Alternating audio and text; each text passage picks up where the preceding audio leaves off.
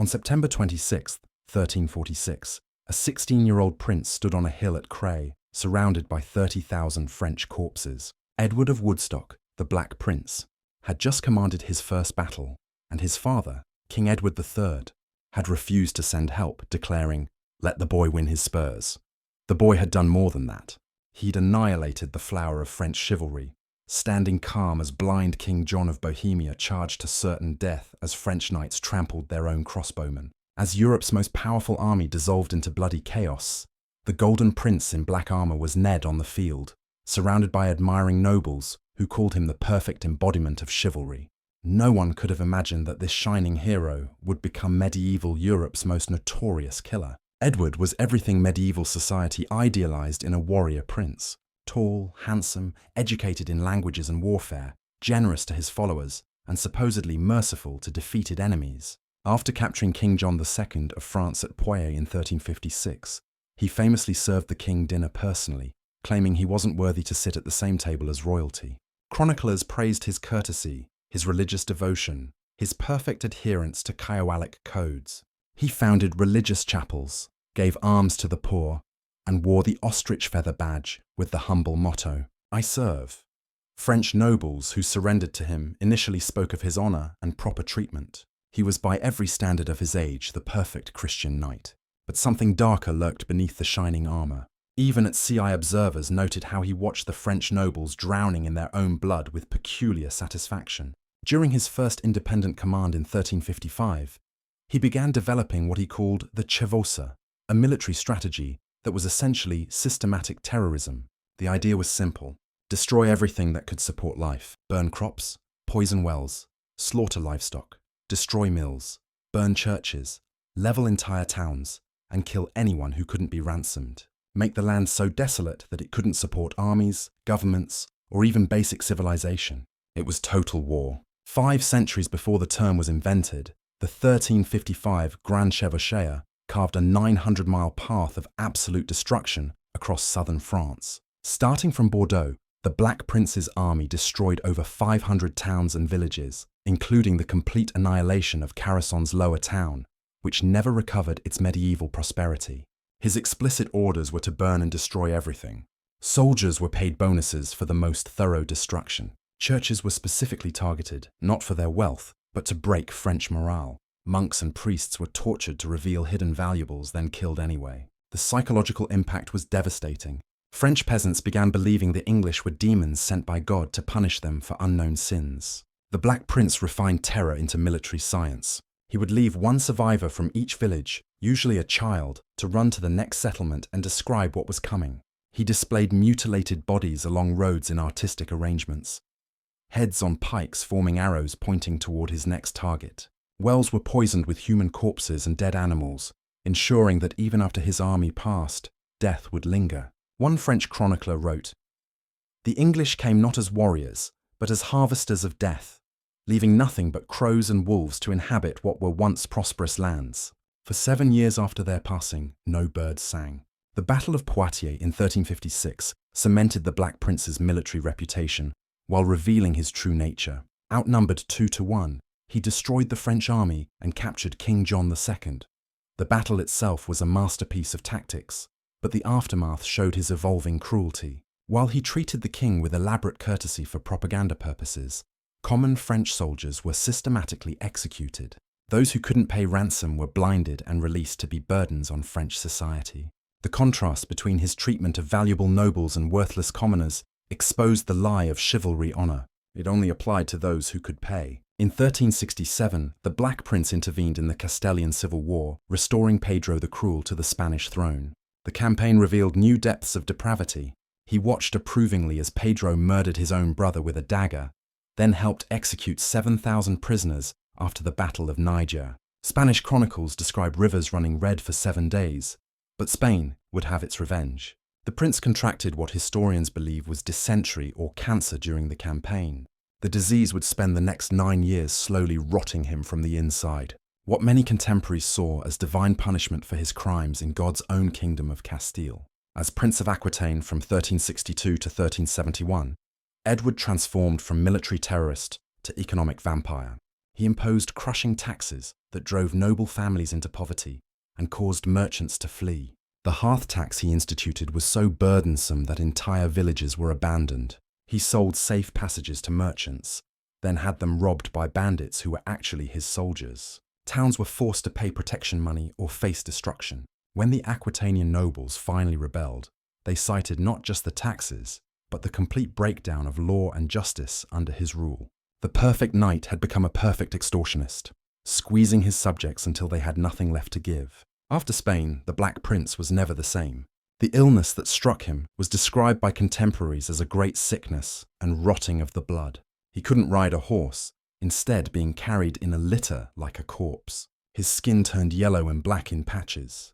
He suffered constant fever and bloody flux. Some days he couldn't even stand, yet the sickness seemed to make him cruel, as if his rotting body was revealing his rotting soul. He ordered executions from his sick bed, planned massacres while fevered, and signed death warrants when he could barely hold a quill. His own knights began avoiding him, claiming his presence brought bad luck. The massacre of Limoges in 1370 destroyed whatever remained of the Black Prince's reputation. When the city defected to the French, he took it personally. After a 6-month siege that starved the population into eating rats and leather, he ordered every living soul killed. 3,000 civilians, men, women, children, priests, everyone were systematically butchered. Soldiers went house to house with axes, babies were thrown down wells. Pregnant women were cut open. The Bishop of Limoges crawled to the prince's litter, begging for mercy on his knees. The prince, too sick to stand, but not too sick to hate, watched it all from his litter, giving specific orders about who should die how. French chronicler Jean Froissart, who had previously praised the Black Prince, wrote of Limoges, "It was a great pity to see the men, women, and children who knelt before the prince crying for mercy. But he was so inflamed with anger that he listened to no one. More than 3,000 were put to the sword. God have mercy on their souls, for they were true martyrs." Even English knights were horrified. Some refused to participate, others carried out the orders, but later testified they had nightmares for years. The French began calling him the terror of God, believing he was divine punishment made flesh for humanity's sins. The Black Prince's methods, horrific as they were, revolutionized medieval warfare. He proved that chivalry was a luxury that victory couldn't afford. His chevaux showed that economic destruction was more effective than battlefield victories. His use of terror as a weapon taught future commanders that breaking enemy morale was easier than breaking their armies. He turned war from a noble sport into systematic destruction. The age of gallant knights meeting in honorable combat died with his campaigns. In its place rose the age of professional soldiers, total war, and the understanding that in war there were no innocents, only targets. The prince surrounded himself with men who shared his evolving brutality. His Welsh longbow bowmen were notorious for their cruelty, often blinding prisoners by shooting out their eyes for sport. His Gascon mercenaries, led by men like Jean d'Aigre, were given free rein to pillage and murder. These weren't noble knights, but professional killers who saw war as business and terror as a tool. The prince protected them from all criticism, even when they raped nuns or burned pilgrims alive. He created a military culture where the worst atrocities were not just permitted, but rewarded. The more brutal the soldier, the higher he rose in the prince's service. Throughout his descent into monstrosity, the Black Prince maintained elaborate religious observances. He founded chantry chapels where monks would pray for his soul in perpetuity. He made pilgrimages to shrines, always leaving generous donations. Before each massacre, he heard mass. After each atrocity, he confessed and received absolution. He carried religious relics into battle and claimed his victories were God's will. This wasn't seen as hypocrisy in medieval times, but as proper Christian warfare, killing the body to save the soul. Yet even by medieval standards, his combination of piety and cruelty was extreme. He would pray while ordering executions, take communion before commanding massacres. The prince's brutality ultimately destroyed everything he had fought to win. The Aquitanian nobles who had initially welcomed English rule were driven to rebellion by his tyranny. Town after town defected back to France, preferring French law to English terror. By 1371, almost all the territories won over decades of war were lost. The prince, now too sick to fight, could only watch from his litter as his life's work crumbled. He tried one last campaign, attempting to burn Montpellier with its entire population inside, but failed even at this final atrocity. He resigned as Prince of Aquitaine in humiliation, carried back to England on a ship, weeping with rage and fever. The Black Prince's son, Richard II, would pay for his father's sins. Inheriting the throne at age 10, Richard was haunted by his father's legacy. He tried to make peace with France to end the endless wars his father had glorified. The English nobles grown rich on French plunder overthrew him. He was murdered, probably starved to death in Pontefract Castle at age 33. The direct line of the Black Prince ended with a murdered king, as if the very bloodline was cursed. French chroniclers saw divine justice in this end. The sins of the father visited upon the son. The perfect knight's dynasty died as violently as the thousands he had killed. The Black Prince's campaigns left economic scars that lasted generations. The regions he devastated in the 1350s still showed massive population decline in the 1420s, agricultural production in southern France didn't recover to pre-war levels for over a century. The destruction of infrastructure, mills, bridges, irrigation systems set back economic development by decades. Trade routes were abandoned. Entire industries destroyed. Currency systems collapsed. The cost of his victories in pure economic terms exceeded any plunder gained. He had won battles, but destroyed the very wealth that made the territories worth fighting for. Medieval economists called it making a desert and calling it peace. Before the Black Prince, wars were largely conflicts between nobles with peasants as incidental victims. His systematic targeting of civilians created something new: national hatred. French peasants, who had never cared which noble ruled them, now despised the English with personal passion.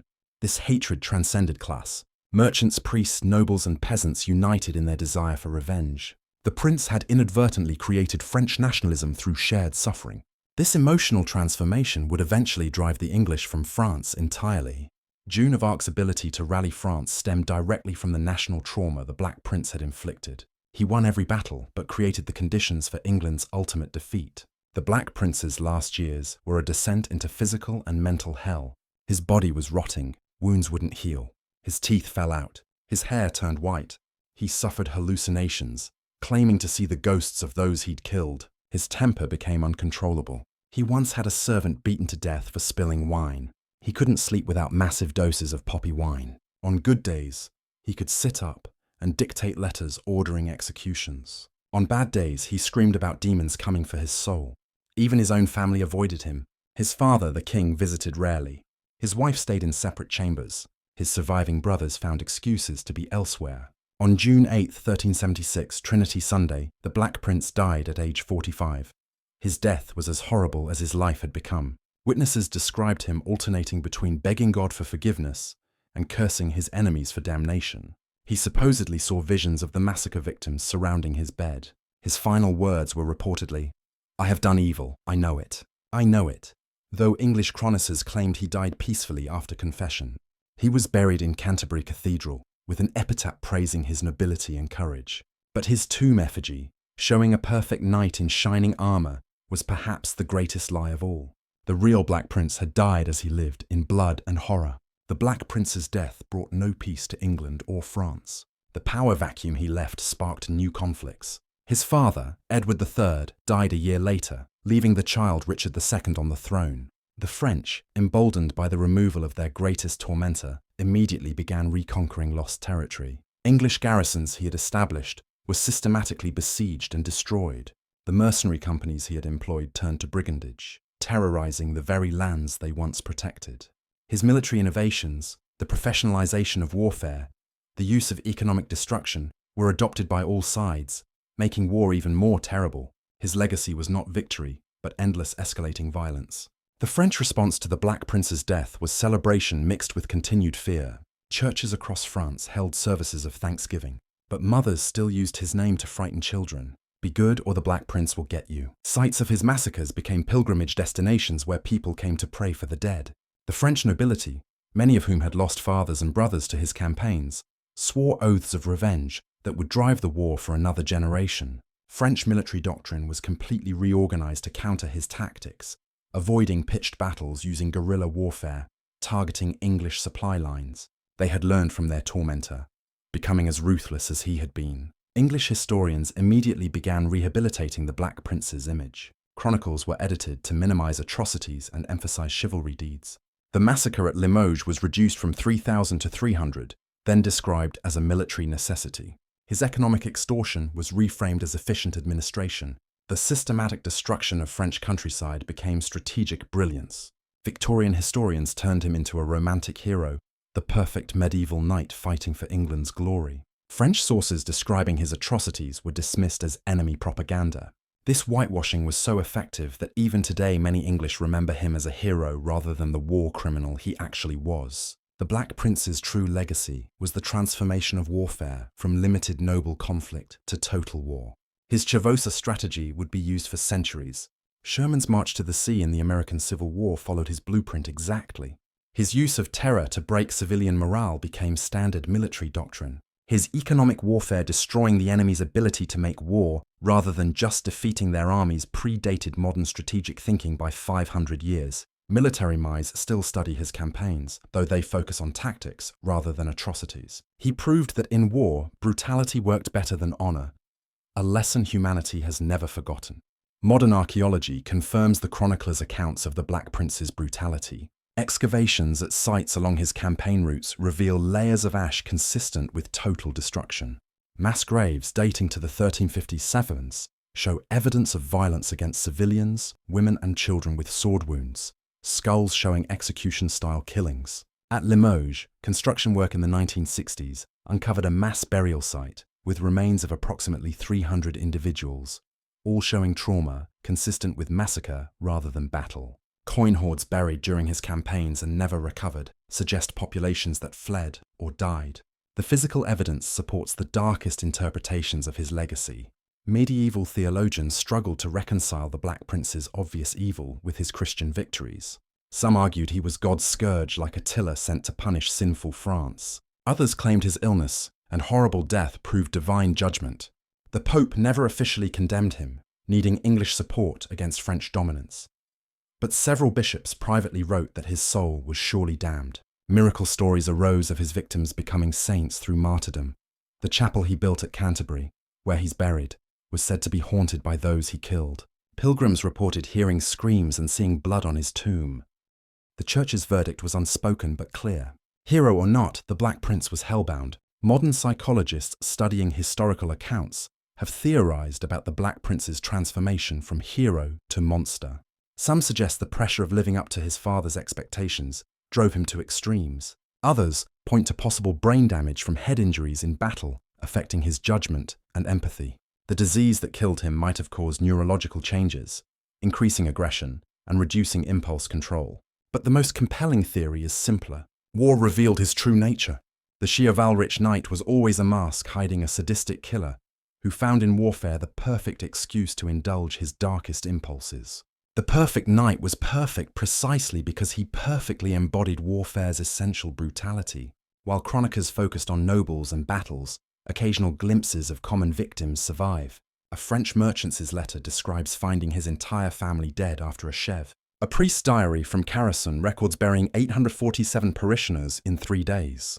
A mother's song preserved in oral tradition laments children fed to English swords. These fragments remind us that beyond the statistics were real people. Farmers, merchants, priests, children whose lives were destroyed by one man's military genius. The Black Prince killed more French civilians than soldiers. His victims weren't warriors who chose battle, but innocents who happened to live where armies passed. Their voices, mostly lost to history, whisper accusations that no amount of historical revision can silence. The supreme irony of the Black Prince's life is that everything he achieved was lost within a generation. Every city he conquered returned to France. Every noble family he elevated fell from power. The dynasty he fought to establish ended with his son's murder. England spent centuries and countless lives trying to hold French territory, but ultimately lost everything except Killala. The 100 Years' War he helped start ended in total English defeat. His tactical innovations made war more terrible, but didn't change its outcome. He caused immeasurable suffering for absolutely nothing. The perfect knights, perfect victories led to perfect failure. History's judgment is clear. The Black Prince was both medieval Europe's most feared killer and its most futile. Today, the Black Prince exists in 2 completely different versions. In England, he's still often portrayed as a chivalric hero, with pubs, streets, and schools bearing his name. His mausoleum in Canterbury is still a popular tourist destination, and tour guides minimize his horrors while praising his military prowess. He is known in France, especially in the areas he destroyed, as La Race Noire, the Black Prince, with all the evil connotations the moniker entails. Its massacre has never left Limoges. Evidence of his destruction is on show in Carcassonnne's museum. The way that various countries create distinct histories from the same events is reflected in the split memory. For some people, the ideal knight is still the ideal monster, and his greatest legacy might be that duality.